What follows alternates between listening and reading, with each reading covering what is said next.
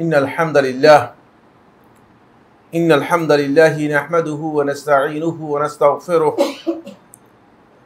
ونعوذ بالله من شرور أنفسنا ومن سيئات أعمالنا من يهده الله فلا مضل له ومن يضلل فلا هادي له وأشهد أن لا إله إلا الله وحده لا شريك له وأشهد أن محمدا عبده ورسوله الذي أرسله الله بالحق بشيرا ونذيرا وداعيا إلى الله بإذنه وسراجا منيرا أما بعد فإن خير الحديث كتاب الله وخير الهدي هدي محمد صلى الله عليه وسلم وشر الأمور محدثاتها وكل محدثة بدعة وكل بدعة ضلالة وكل ضلالة في النار. قال الله سبحانه وتعالى في كلامه المجيد: أعوذ بالله من الشيطان الرجيم ذلك ومن يعظم شعائر الله فإنها من تقوى القلوب. وقال سبحانه وتعالى: ولله على الناس حج البيت من استطاع إليه سبيلا. وقال رسول الله صلى الله عليه وسلم: الحج المبرور ليس له جزاء إلا الجنة. وقال صلى الله عليه وسلم: وبر الحج إطعام الطعام ولين الكلام. সম্মানিত হাজিরিন, মুসল্লিয়ানে কেরাম, শুরুতেই আমি আমাকে সহ আপনাদেরকে জীবনের প্রত্যেকটি পর্যায়ে প্রত্যেকটি ক্ষেত্রে আল্লাহ রাব্বুল আলামিনের তাকওয়া অবলম্বন করার উপদেশ দিচ্ছি। আল্লাহ তাআলা আমাদের সবাইকে প্রকাশ্যে ঘরে বাইরে সকল ক্ষেত্রে আল্লাহ তাআলা তাকওয়া অবলম্বন করার তৌফিক দান করুন, আমিন।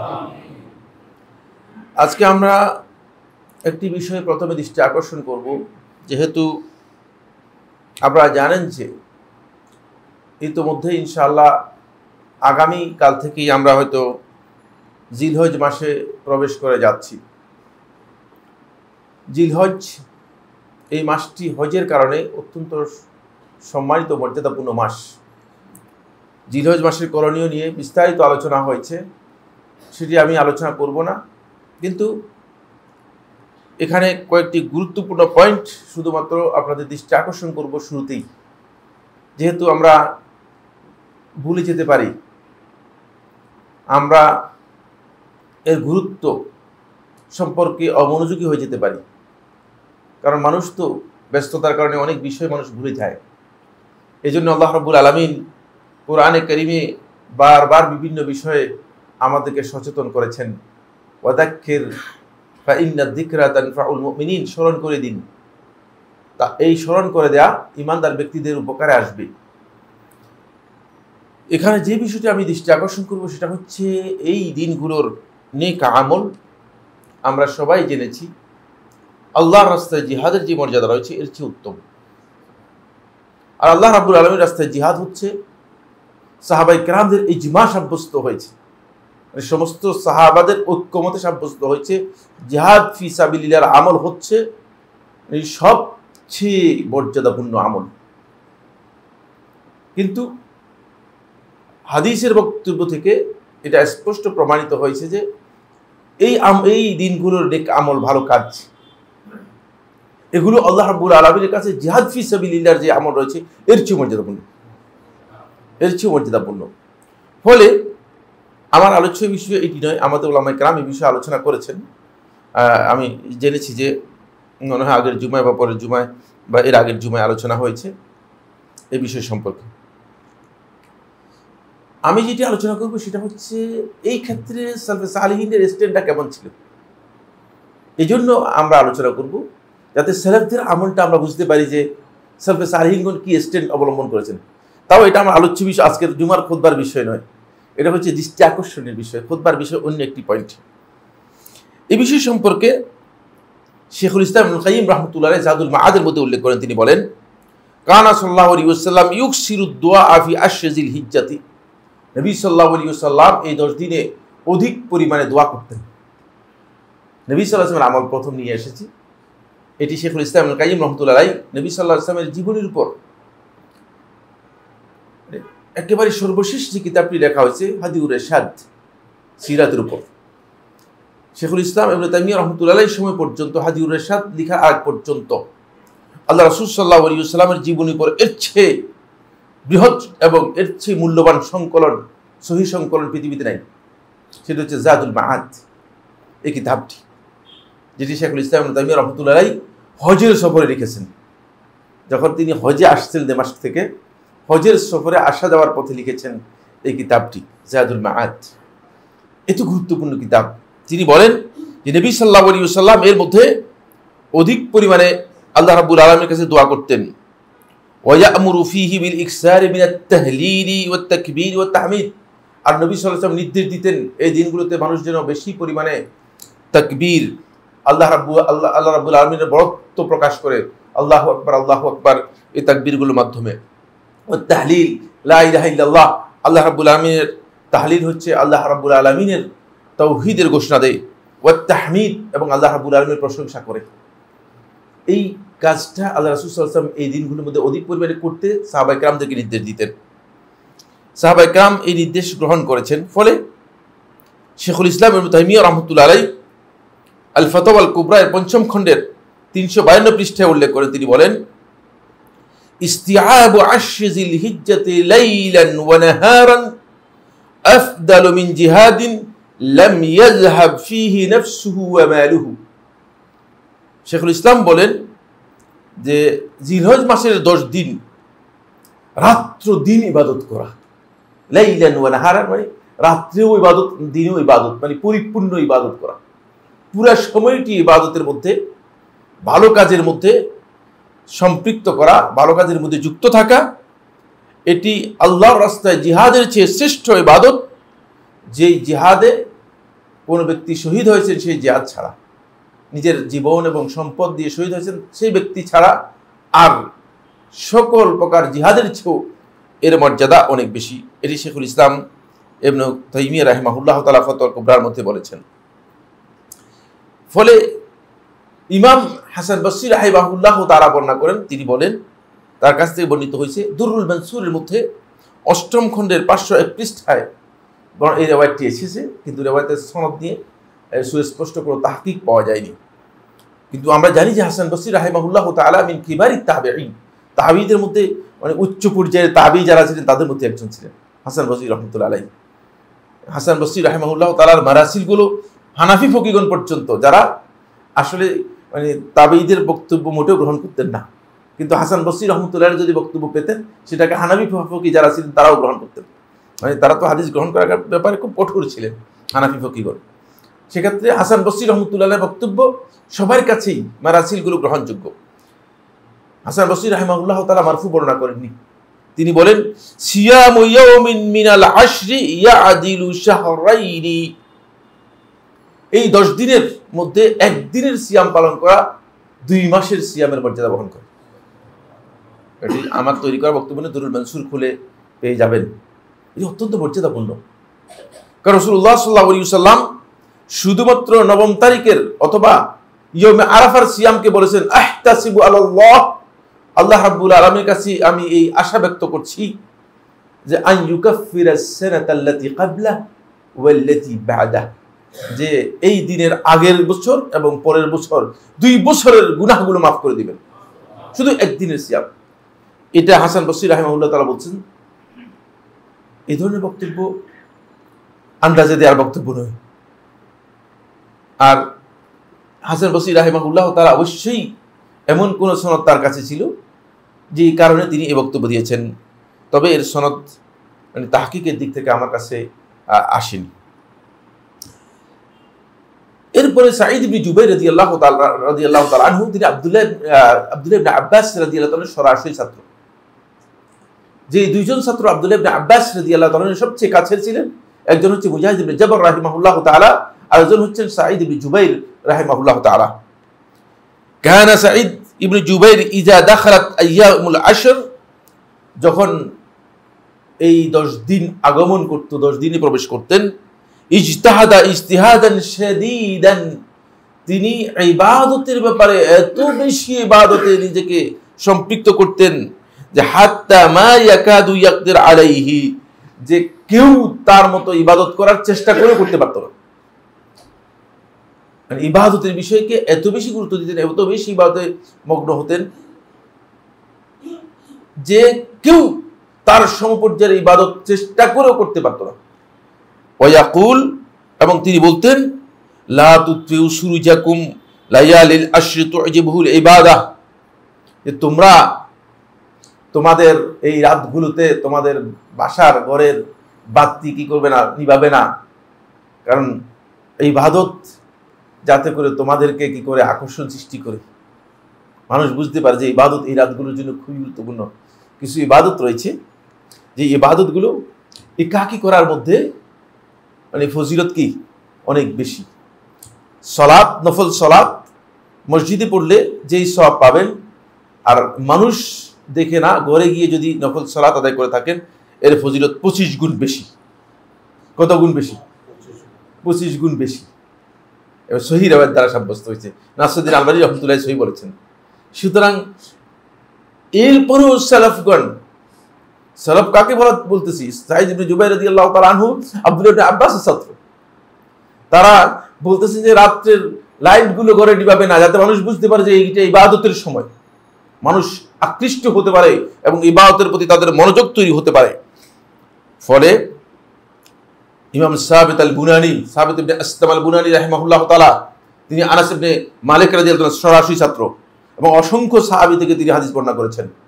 মানে একেবারেই আল্লাহ রাসূল সাল্লাল্লাহু আলাইহি ওয়াসাল্লামের পরপরই সাহাবীদের সবচেয়ে কাছের বর্ণনাকারীদের মধ্যে একজন ছিলেন সাবিত আল বুনানি রাহিমাহুল্লাহ তাআলা। কাল, তিনি বলেন, কানা নাসু ইউকাব্বিরুনা আইয়ামাল আশর, মানুষগুলো এই 10 দিনে বেশি বেশি করে তাকবীর বলতেন।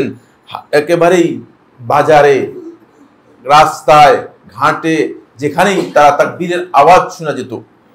হাত্তা নাহাহুমুল হাজ্জাজ, যখন মক্কায় হাজ্জাজ ক্ষমতায় আসলো, হাজ্জাজ বিন ইউসুফের কথা বলা হচ্ছে, তখন বলে যে এই তোমরা কিন্তু তাকবীর দিতে পারবে না। কিন্তু দুর্দর্শ ব্যক্তি ছিল, হাজ্জাজ সম্পর্কে আলোচ্য বিষয় নয়, সেদিকে যাচ্ছি না। ওয়াল আমরু বিমাক্কাতা আলা যালিক, মক্কাতে এই অবস্থা বিরাজমান করতেছিল। তিনি বলেন, ইলাল ইয়াউম, এই দিন পর্যন্ত আমরা এভাবেই পেয়েছি মক্কাবাসীকে। ইউকাব্বিরুন নাসু ফিল আসওয়াক ফিল আশর, মানুষ বাজারে, জিলহজ মাসের 10 দিনে মানুষ বাজারে আওয়াজ করে তাকবীর দিতেন। এই সুন্নাহ আমাদের কাছ থেকে একেবারেই হারিয়ে গেছে, একেবারেই আমাদের কাছ থেকে বিলীন হয়ে গিয়েছে, এর কোনো অস্তিত্বই নেই। এখন তাকবীর দিলে হয়তো মানুষ বলে যে পাগল হয়ে গেল কিনা, অবস্থা এমন হয়ে গিয়েছে। সালাফদের কিছু আমল আমি আপনাদের সামনে তুলে ধরলাম, এই জন্য তুলে ধরেছি যে আমরা যেন এই 10 দিনকে কোনোভাবেই অলসভাবে, অমনোযোগিতার সাথে, উদাসীনতার সাথে না কাটাই। আল্লাহ সুবহানাহু ওয়া তাআলা আমাদের সবাইকে তৌফিক দান করুন। এরপর আজকের যে আলোচ্য বিষয়টি, সেটি আরো গুরুত্বপূর্ণ, যদিও এই বিষয়ে আমি আগেও একটি খুতবায় আপনাদের আলোচনা করেছি। আমার খেয়াল ছিল না যে আমি এখানে আলোচনা করেছি কিনা, কিন্তু অন্য এক সময় আমি অন্য জায়গায় আলোচনা করেছিলাম অনেক আগে। এই পয়েন্টটি খুবই গুরুত্বপূর্ণ। সেটা হচ্ছে, আমরা যারা হজে যেতে পারি না, অনেকে হয়তো আর্থিক কারণে হজে যেতে পারে না, কিন্তু হজে যাওয়ার জন্য মন কাঁদে। আমি বহু লোককে দেখেছি, তাদের ক্রন্দন দেখেছি, তাদেরকে কাঁদতে দেখেছি যে যদি আল্লাহর ঘর পর্যন্ত পৌঁছতে পারতাম। যদিও আমাদের সমাজে কিছু সংখ্যক লোক আছে, তাদের আকীদাগত বিভ্রান্তির কারণে তারা আল্লাহর ঘর সম্পর্কে না বুঝে বলে যে যদি মদিনায় যেতে পারতাম। এটা একটা গলত মাসআলা। আবেগটা মদিনার চেয়ে আল্লাহর ঘরের আবেগ অনেক বেশি হওয়া উচিত। আল্লাহর ঘরের হচ্ছে হজ, আল্লাহর ঘর হচ্ছে ইবাদত। মদিনাতে আপনি যেতে পারেন মসজিদ নববী জিয়ারতের জন্য, কোনো সন্দেহ নেই, কিন্তু বিভ্রান্ত আকীদার কারণে, আমাদের আকীদাগত বিচ্যুতির কারণে আমাদের অনেকের মধ্যেই এই ধারণা হয়ে গিয়েছে যে হজের চেয়ে মদিনায় যাওয়াটা হচ্ছে বেশি গুরুত্বপূর্ণ। হজে সে মদিনায় যদি যেতে পারেন সবচেয়ে বেশি গুরুত্বপূর্ণ। এটি গলত, কারণ হজ হচ্ছে মূলত আল্লাহর ঘরে। হজের সব কয়টি আমল যেগুলো ফরজ, ওয়াজিব, সুন্নত, নফল যা আছে সবটাই মদিনার সাথে কোনোটার সম্পর্ক নেই, সবটাই মক্কাতে। আপনি সবটাই মক্কাতে পালন করবেন। অনেকেই হজের জন্য খুবই আগ্রহী, কিন্তু হজে যেতে পারে না। আবার অনেক আছে অসুস্থ, সামর্থ্য আছে, যাওয়ার মতো আর্থিক অবস্থা আছে, কিন্তু যেতে পারেন না অসুস্থতার কারণে। অসুস্থতার কারণে তিনি হজে যেতে পারেন না।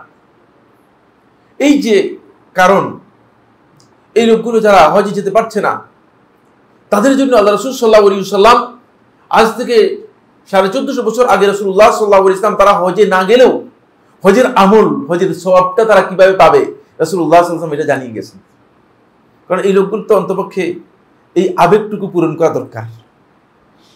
তারা হজে যেতে পারে নাই, কিন্তু এমন কিছু আমল রয়েছে যেই আমলগুলো কোনো ব্যক্তি যদি করে তাহলে তিনি কি করবেন, হজের যাওয়ার যে সওয়াব রয়েছে সেই সওয়াবটুকু পেয়ে যাবেন। এখানে সর্বমোট 15টি আমল রয়েছে, অনেক লম্বা আলোচনা। আমি শুধু চেষ্টা করব সময় যদি আমাকে সাপোর্ট করে সব কথা না বললেও মূল কথা আলোচনা করার জন্য। 1 নম্বর পয়েন্ট হচ্ছে ফরজ সালাত আপনি যদি ঘর থেকে উযু করে এসে মসজিদে ফরজ সালাত জামাতে আদায় করে থাকেন, এটি হজ আদায় করার যেই ফজিলত রয়েছে সেই ফজিলত আপনি এর মাধ্যমে লাভ করতে পারবেন। একজন হজকারী মিকাত থেকে ইহরাম করে হজ করলে যতটুকু সওয়াব পাবে, ততটুকু ফজিলত, ততটুকু সওয়াব আপনি পাবেন। শর্তটা কি বলেছি খেয়াল আছে? সেটা হচ্ছে ঘর থেকে উযু করে আসতে হবে। আবু উমামা আল বাহিরি রাদিয়াল্লাহু তাআলা বর্ণনা করেন, তিনি বলেন রাসূলুল্লাহ সাল্লাল্লাহু আলাইহি ওয়াসাল্লাম ইরশাদ করেছেন, মান খারাজা মিন বাইতিহি মুতাতাহহিরান ইলা সালাতিল মাকতুবা, যে ব্যক্তি ফরজ সালাত আদায় করার জন্য তার ঘর থেকে উযু করে পবিত্র হয়ে বের হয়ে আসলো মসজিদে ফরজ সালাত আদায় করার জন্য, ফাআজরুহু কাআজরিল হাজ্জিল মুহরিম, তার সওয়াব হচ্ছে ওই ব্যক্তির সওয়াবের মতো যে ব্যক্তি ইহরাম করে আল্লাহর ঘরে গিয়ে হজ পালন করলো। ওয়ামান খারাজা ইলা তাসবিহি দুহা, আর যে ব্যক্তি দুহার সালাত, যেটাকে অনেকে চাশতের সালাত বলে থাকেন অথবা ইশরাকের সালাত বলে থাকেন, যে ব্যক্তি চাশতের সালাত অথবা ইশরাকের সালাত আদায় করার জন্য তার ঘর থেকে বের হলো উযু করে, লা ইয়ানসিবুহু ইল্লা ইয়াহু, এই ছাড়া অন্য কোনো টার্গেট নেই, শুধুমাত্র দুহার সালাত আদায় করার জন্য, ফাআজরুহু কাআজরিল মুতামির, তার সওয়াব হচ্ছে একজন উমরাকারীর যেই সওয়াব রয়েছে এই সওয়াব তিনি পাবেন।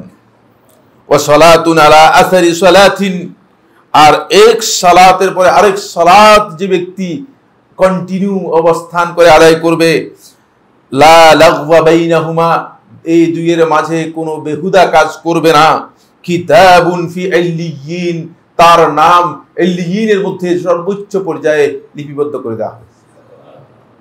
সহিহ হাদিস, একেবারে সহিহ হাদিস। হাদিসের বর্ণনা থেকে আমরা বুঝতে পেরেছি যে কোনো ব্যক্তি যদি ঘর থেকে তাহারাত হাসিল করে মসজিদে আসে এবং তিনি যদি জামাতে সালাত আদায় করে থাকেন ফরজ সালাত, তাহলে এই ফজিলতটুকু পাবেন। এই হাদিস থেকে একটি গুরুত্বপূর্ণ, অনেক লম্বা, এর ব্যাখ্যা যদি আমি করি অনেক লম্বা ব্যাখ্যা হয়ে যাবে। এই হাদিস থেকে গুরুত্বপূর্ণ একটি বিষয় আপনাদেরকে জানিয়ে দিচ্ছি, সেটা হলো সালাতুদ দুহা সুন্নাহ হচ্ছে মসজিদে এসে আদায় করা। সালাতুদ দুহা সম্পর্কে আমার একটা ভিন্ন আলোচনা রয়েছে, এখানে করছি কি জানি না, কোথায় করেছি আমি, তবে সালাতুদ দুহা এর সুন্নাহ হচ্ছে মসজিদে এসে আদায় করা। 2 নম্বর পয়েন্ট যেটি, সেটা হলো কোনো ব্যক্তি ফজরের সালাত জামাতে আদায় করবে। জামাতে আদায় করার পর যেই মুসল্লায় সালাত আদায় করেছে সেখানে বসবে, তারপরে আল্লাহ রাব্বুল আলামিনের জিকির আজকার করবে বসে বসে সূর্য উদিত হওয়া পর্যন্ত। সূর্য উদিত হওয়ার পর সূর্য 1 বর্ষা পরিমাণ উপরে উঠলে, সেটা হচ্ছে 12 মিনিট পর, সূর্য উদিত হওয়ার 12 মিনিট পর 2 রাকাত সালাত আদায় করবে। তাহলে ওই ব্যক্তির একটি হজ এবং একটি উমরা পরিপূর্ণ আদায় করা যে ফজিলত রয়েছে সেই ফজিলত পেয়ে যাবে। এটাও একেবারে সহিহ হাদিস। আনাস ইবনে মালিক রাদিয়াল্লাহু তাআলা বর্ণনা করেন, তিনি বলেন, মান সাল্লাল গাদাতা ফি জামাআতিন, যে ব্যক্তি ফজরের সালাত আদায় করলো জামাতে, সুম্মা কাআদা, তারপরে বসে থাকলো, ইয়াজকুরুল্লাহ, আল্লাহ রাব্বুল আলামিন জিকির করলো, হাত্তা তাতলু আশ-শামস, সূর্য উদিত হওয়া পর্যন্ত, সুম্মা সাল্লা রাকাতাইনি, তারপরে 2 রাকাত সালাত আদায় করলো, কানাত লাহু, তার জন্য হবে কাআজরি হাজ্জাতিন ওয়া উমরাতিন, একটি হজ এবং একটি উমরার সওয়াব। আনাস রাদিয়াল্লাহু তাআলা আনহু বলেন, তাম্মাতান তাম্মাতান তাম্মা, 3 বার বলেছেন যে এটা পরিপূর্ণ হজ উমরার সওয়াব, পরিপূর্ণ হজ উমরার সওয়াব, পরিপূর্ণ হজ উমরার সওয়াব। ইমাম তাবারানী রাহিমাহুল্লাহু তাআলা অন্য riwayতের মধ্যে আবু উমামা আল-বাহিলি থেকে বর্ণনা করেছেন, সেখানে তিনি উল্লেখ করেছেন যে সেই ব্যক্তি সুম্মা কামা ফাসাল্লা রাকাতাইনি, তারপর সে 2 রাকাত আদায় করলো, ইনকালাবা বিআজরিন, সে একটি হজ এবং উমরার সওয়াব নিয়ে ঘরে ফিরে গেল।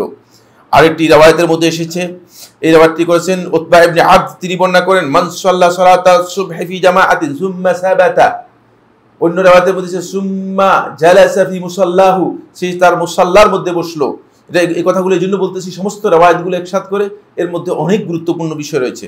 হাত্তা ইউসাব্বিহা লিল্লাহি সুবহাস দুহা, তারপরে মানে দোহা চাষতের যে সালাত রয়েছে সেই সালাত আল্লাহ তাআলার জন্য আদায় করলো।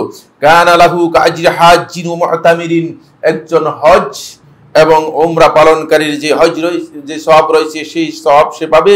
তাম্মান লাহু হাজ্জুহু ওয়া উমরাতুহু, তার হজ এবং উমরা দুটো পরিপূর্ণভাবে আদায় হয়ে গেল, এই সওয়াব পাবে। এর জন্য একটি গুরুত্বপূর্ণ শর্ত হচ্ছে যেটা, সেটা হলো তিনি মুসাল্লায় বসে থাকবেন। অনেকে আছেন বসে গাল গল্প করেন, এই ফজিলত তিনি পাবেন না, স্পষ্ট বলে দিচ্ছি, এই ফজিলত তিনি পাবেন না। এই যুগের সর্বশ্রেষ্ঠ ফাকিহ যিনি, তার মুখ থেকে সরাসরি নিজে শুনেছি। 2 নম্বর হচ্ছে অপ্রয়োজনীয় আলোচনা হোক, দ্বীনি আলোচনা হোক, এর মধ্যে বসলে সওয়াব পাবেন না। এটা ব্যক্তিগত জিকির আজকার হতে হবে। দেখা যাচ্ছে যে হুজুর সাহেব সালাম ফিরানোর পরে, ফজরের পরে হুজুরকে এসে শয়তান ওয়াসওয়াসা দেয়, ওয়াজের আর জায়গা পায় না।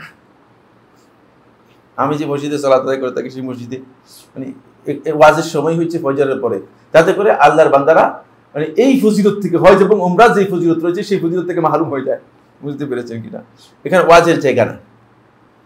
জিকির আর ওয়াজ কি এক জিনিস না, এক জিনিস না। জিকির এখানে ব্যক্তিগত জিকির বোঝানো হয়েছে, এবং একাধিক রিওয়ায়াত রয়েছে, আমি অনেকগুলো রিওয়ায়াত রয়েছে, যেহেতু সময়ের কারণে আমি আলোচনা করতে পারবো না, এই জন্য আমি আর বললাম না। যাই হোক, এরপরে আরেকটি শর্ত হচ্ছে যেটা, সেটা হলো কোনো কোনো রিওয়ায়াতের মধ্যে এসেছে মানে উযু নষ্ট হতে পারবে না।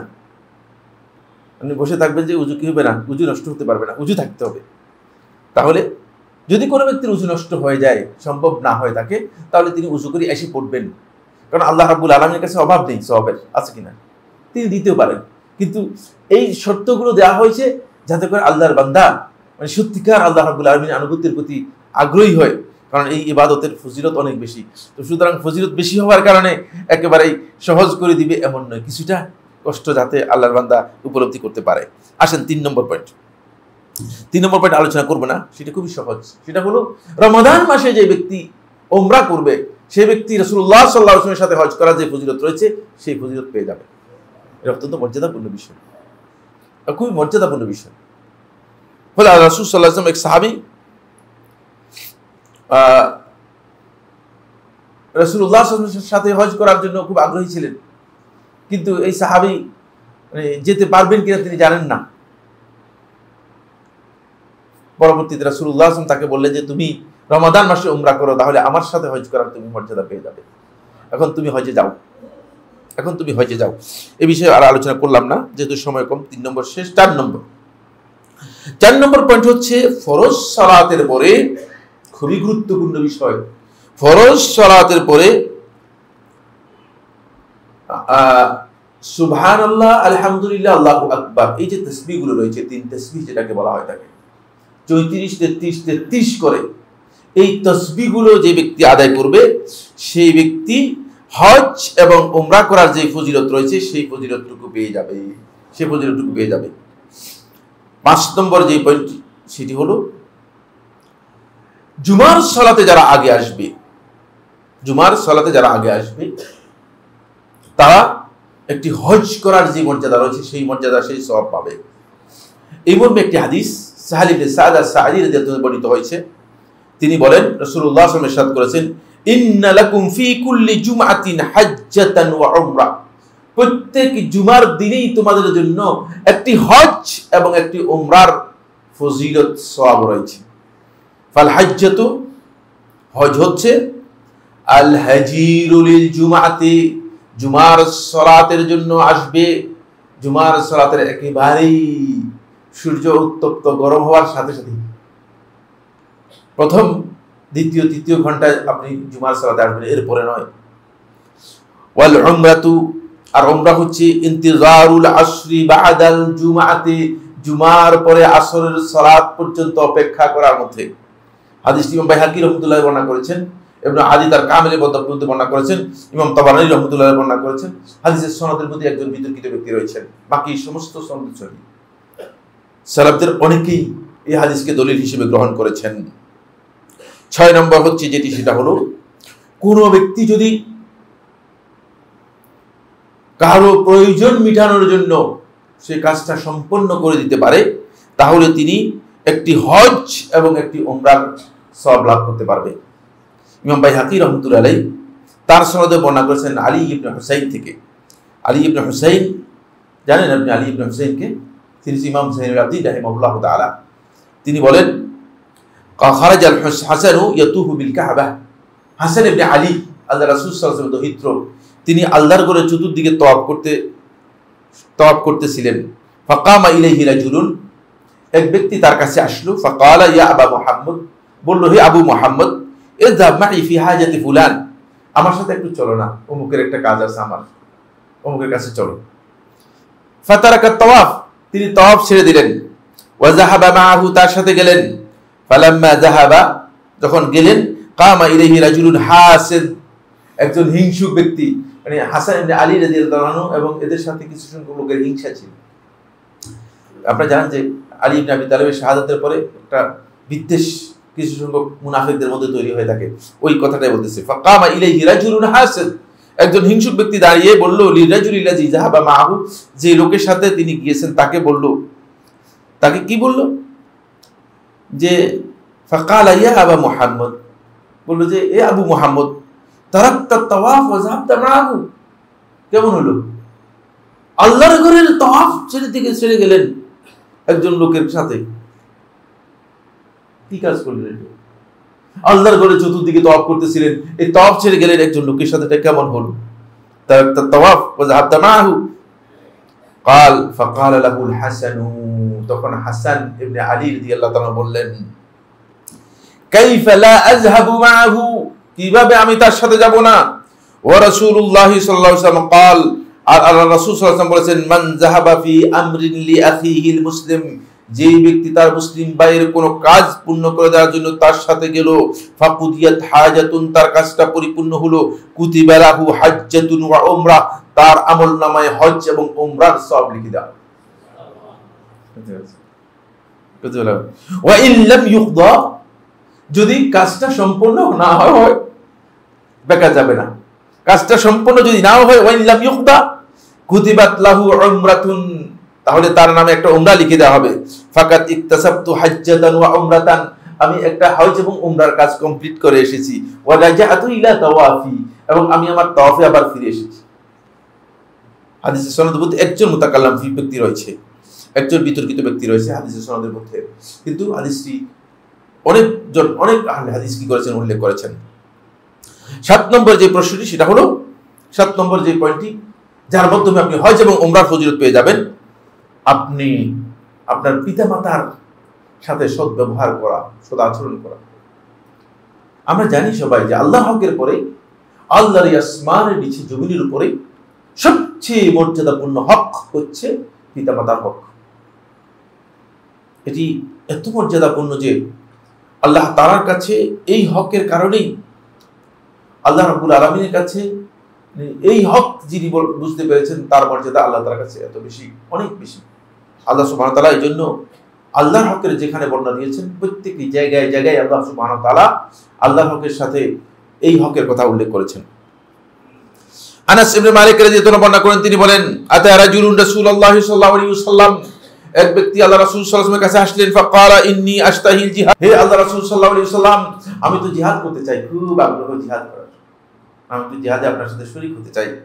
ওয়ালা আকদিরু আলাইহি, কিন্তু আমি জিহাদ করার মতো সামর্থ্য রাখি না, কোনো না কোনো কারণ হয়তো জিহাদ করতে পারেন না। ক্বালা হাল বাকিয়া মিন ওয়ালিদাইকা আহাদুন, রাসূলুল্লাহ প্রশ্ন করলেন, তোমার পিতামাতার মধ্যে কেউ কি জীবিত আছে কিনা? হাল বাকিয়া মিন ওয়ালিদাইকা আহাদুন, তোমার পিতামাতার মধ্যে কেউ কি জীবিত আছে? ক্বালা উম্মি, বললেন যে হ্যাঁ একজন আছে, মা আছে। তখন ক্বালা, তিনি বললেন, রাসূলুল্লাহ সাল্লাল্লাহু আলাইহি ওয়াসাল্লাম বললেন, ফাবলিল্লাহ ফি বিররিহা, আল্লাহ রাব্বুল আলামিনের কাছে তার সৎ ব্যবহারের মাধ্যমে আল্লাহ রাব্বুল আলামিনের কাছে নৈকট্য লাভ করার জন্য চেষ্টা করো।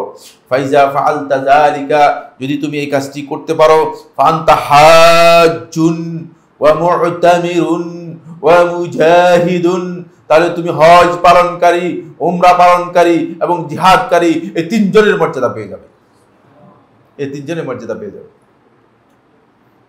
ফাইজা রাদিয়াত আনকা উম্মুকা ফাত্তাকিল্লাহা ওয়া বিররাহা, সুতরাং যদি তোমার মা তোমার উপর সন্তুষ্ট হয়ে যায়, তাহলে আল্লাহ তাআলাকে ভয় করো এবং তার সাথে সব সময় সদ্ব্যবহার করো, এটাই হচ্ছে তোমার সর্বোচ্চ পাওনা। এই হাদিস স্পষ্ট করে এটা আমাদেরকে বুঝিয়েছে যে পিতামাতার সাথে সদ্ব্যবহার করা যে কত মর্যাদাপূর্ণ ইবাদত। মানুষ অনেকে মনে করেন যে অনেকে আছে যে বছরের পর বছর হজ করতেছে, কিন্তু মায়ের সাথে সামান্য সৌজন্যতা পর্যন্ত রক্ষা করে না, বাপকে বাপ না বলে বুড়া বলে, এরকম লোক অনেক আমরা দেখেছি। তিনি মনে করেছেন যে আল্লাহর ঘরের হজ করলেই এমনিতেই সোজা জান্নাত চলে যাবে। জান্নাত এত আল্লাহর পক্ষ থেকে ফ্রি নয়। জান্নাতের জন্য প্রত্যেকটা জিনিস আল্লাহ রাব্বুল আলামিন যেভাবে দরকার সেভাবে করার জন্য বলেছেন, সেভাবেই হতে হবে। 8 নম্বর পয়েন্ট হচ্ছে মাজলিসুল ইলম, হালাকাতুল ইলমে অংশগ্রহণ করা। এই মসজিদের মধ্যে হালাকা হয়, 3-4 জন লোক বসে, আর বাকি যারা আছে তাদের কি সমস্যা? ঘরের মধ্যে শুয়ে থাকছেন, হালাকায় অংশগ্রহণ করেন না। যদি বক্তব্য বক্তার নাও বুঝেন, বসে থাকেন, কারণ রাসূলুল্লাহ সাল্লাল্লাহু আলাইহি ওয়াসাল্লাম লা ইয়াশকা জালিসুহুম, তাদের সাথে যারা বসবে তারা কোনোদিন হতভাগা হবে না, দুর্ভাগা হবে না। বসলেই সফলতা। বুঝতে পেরেছেন কিনা? আপনি হয়তো বুঝেন নাই, হয়তো আলোচনা বুঝতে পারেন নাই, কিন্তু আল্লাহ রাসূল সাল্লাল্লাহু আলাইহি ওয়াসাল্লাম আগেই সুসংবাদ দিয়ে রেখেছে, যদি বসতে পারেন তাহলেই আপনার সফলতা এসে গিয়েছে। আপনার কোন অবস্থায় আপনার হতভাগা হতে পারবেন না, দুর্ভাগা হবেন না। আসুন এই মর্মে হাদিসগুলো একটু শুনে নেই। আবু উমামা আল-বাহিলি রাদিয়াল্লাহু তাআলা আনহু, আবু উমামা আল-বাহিলি বর্ণনা করেন, তিনি বলেন রাসূলুল্লাহ সাল্লাল্লাহু আলাইহি ওয়াসাল্লাম ইরশাদ করেছেন, মান গাদা ইলাল মসজিদ, যে ব্যক্তি মসজিদে আগমন করলো, লা ইউরিদু ইল্লা ইয়াতাআল্লামা খায়রান, উদ্দেশ্য হচ্ছে কিছু শিখার, ভালো কিছু শিখার জন্য, মাজলিসুল ইলমে বসার জন্য, হালাকার মধ্যে বসার জন্য, আর কোনো উদ্দেশ্য নেই। এই উদ্দেশ্যে মসজিদের মধ্যে আসলো। আও ইউআল্লিমাহু, অর্থাৎ যিনি শিখার জন্য আসছেন তিনি যদি সওয়াব পান, আর যিনি আসছেন শিক্ষা দেওয়ার জন্য তাকে বাদ দেওয়া যায় না। এই জন্য আল্লাহ রাসূল সাল্লাল্লাহু আলাইহি ওয়াসাল্লাম বললেন যে আও ইউআল্লিমাহু, অথবা শিক্ষা দেওয়ার জন্য, শিক্ষা গ্রহণ করার জন্য অথবা শিক্ষা দেওয়ার জন্য আসলো। কানা লাহু কাআজরি হাজ্জিন তাম্মান হাজ্জাতুহু, তার প্রতিদান সওয়াব হবে আল্লাহ রাব্বুল আলামিনের কাছে একজন হজ পালনকারী ব্যক্তির মতো, যার হজ পরিপূর্ণ রূপে আদায় হয়েছে। সুবহানাল্লাহ। ইমাম তাবারানী রাহমাতুল্লাহ হাদিসটি বর্ণনা করেছেন তার মুআজামের মধ্যে। শেখ নাসিরউদ্দিন আলবানী রাহমাতুল্লাহ হাদিসটিকে সহিহুত তারগীবের মধ্যে সহিহ বলেছেন। সুতরাং আমরা হালাকাতুল জিকিরকে, হালাকাতুল ইলমকে গুরুত্ব দিই বন্ধুগণ। আয়োজন করা হয় তাকে, দেখা যাচ্ছে যে 4-5 জন, 10 জন, 20 জন, মাত্র কম। যিনি আসছেন একজনই যথেষ্ট, একজনই যথেষ্ট। আমি যখন মদিনায় ছিলাম তখন আমরা একটা জায়গায় বসতাম আর কি, এখনো গেলে ওই জায়গাতে মাঝে সবসময় বসি। তো অনেক লোক আসতো, এমনি আসতো, মানুষের পরিচয় আছে, মানে এই জন্য নয় যে মানে আমি কিছুই জানি, এমনি আসতো, অনেক লোক আসতো, অনেক লোক বসতো। আর একটু মানে কাছেই, মানে আমার চোখের সামনে একটু দূরে হবে যিনি বসে রয়েছেন, একটু দূরের মধ্যে আমাদের মদিনা ইউনিভার্সিটি বিসি যিনি এখন তিনি জীবিত আসেন, শেখ সালেহ আল-হুদ হাফিজাহুল্লাহ তাআলা, তিনি দার্স দিতেন, অনেক বয়স হয়েছে জাযাকুল্লাহ খায়ের। আমি প্রথম গিয়ে তাকে বেশি পেয়েছি 91-এ। তো তিনি দার্স দিতেন, একজন, দুইজন, তিনজন, কিন্তু দার্স তার আজকের দিন পর্যন্ত ফজরের নামাজের পরে দেখি, মাগরিবের নামাজের পরে দেখি, আজকের দিন পর্যন্ত ভাত আছে। দুইজন, তিনজন, একজন, কিন্তু তিনি দার্স দিতেন মদিনা ইউনিভার্সিটি বেশি, এবং তিনি আকীদার সবচেয়ে ভালো উস্তাদগুলোর মধ্যে একজন, তিনি দার্স দিতেন। তো আমি লোকদেরকে, আমার এখানে আসলে আমি লোকদেরকে সহায় দিতাম, বলতে সবাই এখান থেকে সহায় দেন, আমার ওস্তাদ এখানে দার্স দিচ্ছে আর আমার সামনে এসে বসে রয়েছেন, এটা খুবই বেমানান কথা, আমার বিশাল ক্ষতি হয়ে যাবে। একজন লোক আমার সামনে বসবে না, এখানে কোনো লোক বসবে না, আপনার সব চলবে, একজন দুইজন লোক তার সামনে। মানুষ হালাকাতুল ইলমের গুরুত্বই মানুষ বুঝতে পারে নাই, মর্যাদাই বুঝতে পারে নাই। এটা যে এত গুরুত্বপূর্ণ ইবাদত, সেই বিষয়টি আমরা অনেকের কাছেই স্পষ্ট হয়নি। 9 নম্বর পয়েন্ট, যেহেতু সময় আমাদেরকে দৌড়াচ্ছে, এই জন্য একটু সামনের দিকে যেতে চাই, কথাগুলো সবগুলো শেষ করতে চাচ্ছিলাম। 9 নম্বর পয়েন্ট আরো গুরুত্বপূর্ণ, সেটা হলো আমার বন্ধুগণ, যদি কোনো স্ত্রী তার স্বামীকে সন্তুষ্ট করতে পারে, তাহলে সেই স্ত্রী একটি পরিপূর্ণ হজ পালন করার যে ফজিলত রয়েছে, সেই ফজিলত তিনি পেয়ে যাবেন। নারীরা স্বামীকে মনে করে থাকে যে পার্টনার, আর এগুলো সিনেমা থেকে নিয়েছে, সিরিজ থেকে নিয়েছে, বুঝতে পেরেছে? সিনেমাগুলো আছে না, এগুলো থেকে নিয়েছে। নারীরা স্বামীকে মনে করে থাকে স্বামী হচ্ছে মানে এই কি আমার চালাই। অনেক তো এমনও আমাদের এখানে আছে, মানে স্ত্রী যদি বলে এখন ঠিক দিনের দুপুরবেলা যদি বলে এখন রাত, বলে যে হ্যাঁ ঠিকই বলছো, রাতেই। এরকম লোক এখানে আছে। এগুলো মানে এমন এক পর্যায়ে মানুষ চলে গিয়েছে, এমন এক পর্যায়ে মানুষগুলো চলে গিয়েছে, নারীদের পূজা পর্যন্ত করতেছে, স্ত্রীদের ইবাদত করতেছে, বুঝতে পেরেছি? এরকম পর্যায়ে চলে গিয়েছে। কারণ সহিহ বুখারী একটি হাদিসের মধ্যে এই বক্তব্য এসেছে, সেটা আমি একটা ভিন্ন আলোচনার মধ্যে বলেছিলাম। বাকি আল্লাহ রাসূল সাল্লাল্লাহু আলাইহি ওয়াসাল্লাম এই দীর্ঘ হাদিসের মধ্যে অনেক লম্বা হাদিস, অনেক লম্বা হাদিস অনুবাদ করতে গেলে আমি সময় পাবো না, সুতরাং আমি এই পুরো হাদিসটাকে অনুবাদ করলাম না। নারীদের পক্ষ থেকে একটা মহিলা, তিনি হচ্ছেন আসমা বিনতে ইয়াজিদ আল আনসারী রাদিয়াল্লাহু তাআলা আনহা, বনি আব্দুল আশহাল গোত্রের লোক ছিলেন, নারী ছিলেন, বুদ্ধিমান এই মহিলা।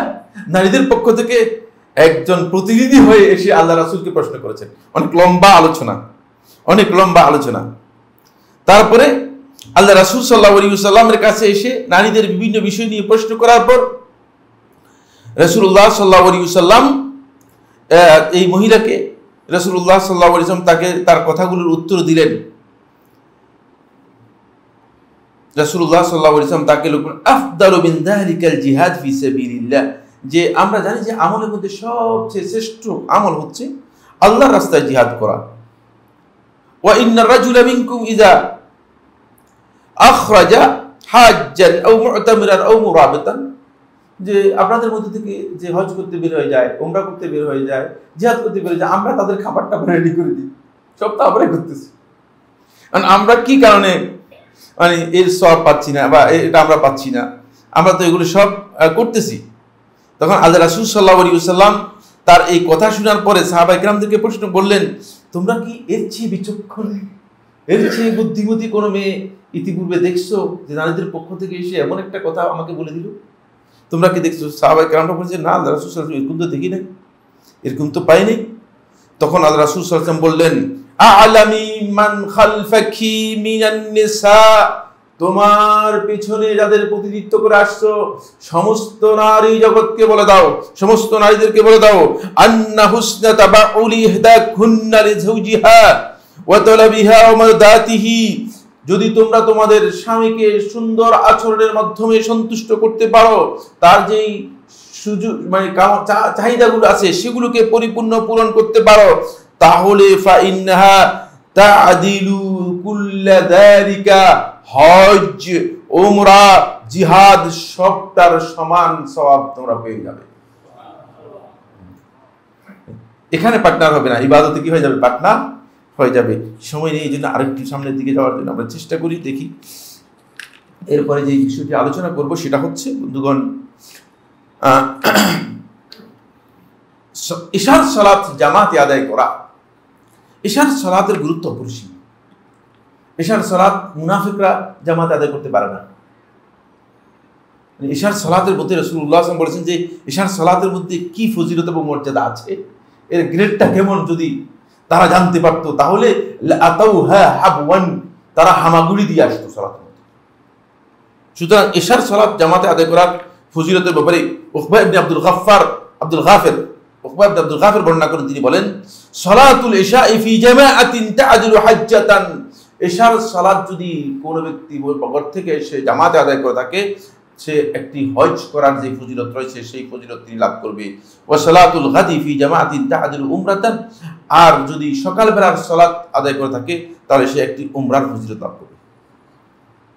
রাতের সালাত, এই হাদিসটি আব্দুল গাফফার থেকে বর্ণিত হয়েছে, কিন্তু এর সনদের মধ্যে নির্ভরযোগ্য সূত্র পাওয়া যায়নি। উকবা ইবনে আব্দুল গাফফার রাহিমাহুল্লাহ তাআলা তিনি কার কাছ থেকে বর্ণনা করেছেন এই সূত্রটি নির্ভরযোগ্য নয়। বাকি বক্তব্যটি অনেকেই বর্ণনা করেছেন, কিন্তু এই মর্মে সহিহ মুসলিমের মধ্যে উসমান ইবনে আফফান রাদিয়াল্লাহু আনহু বর্ণিত একটি রওয়ায়াত রয়েছে, যে রওয়ায়াতের মধ্যে ফজর সালাত আর এশার সালাত জামাতে আদায় করার ফজিলতের ব্যাপারে সুস্পষ্ট বক্তব্য রয়েছে। সেটা আপনারা সবাই জানেন, সেটা হলো মান সাল্লাল ইশা ফি জামাআতিন, যে এশার সালাত জামাতে আদায় করলো, ফাকান্নামা কামা নিসফাল লাইল, সে অর্ধরাত পর্যন্ত জেগে কিয়ামুল লাইল করার যে সওয়াব রয়েছে সেই সওয়াব পেয়ে যাবে।